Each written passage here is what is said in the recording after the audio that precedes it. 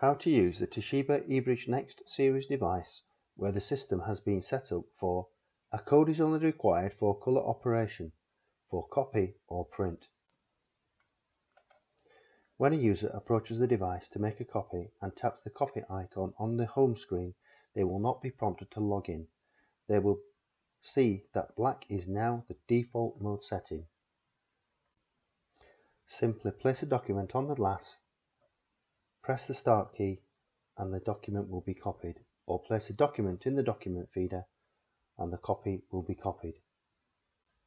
If the user wishes to use auto color or full color mode, tap on either of these functions. The user will then be prompted for the department code which has been given to them by the administrator. Tap on OK. At this point, the user will see the allocated amount that the user can use in the color mode. Make your copies in the same way as you would have done in the black and white mode using the glass or the document feeder. Using a print driver from a PC or Mac, or from a tablet or smartphone using the eBridge Print and Capture app, the user will be able to print their documents based on their permissions they've been set. For the purposes of this tutorial, we'll be using the Microsoft Word application. We will be showing you how to print a document in black and white when the setting on the driver has been set to black and white as a default.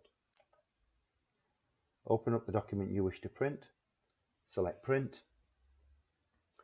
and in the properties you will see that our default settings are set to black and white.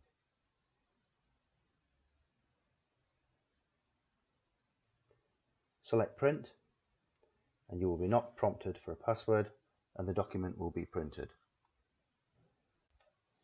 In the case that you wish to print your document in colour, assuming you have permissions, change the print driver to the colour setting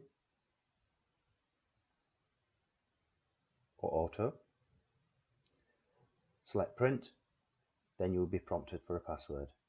Enter the department code that you've been given by your administrator and press Continue. This completes the tutorial.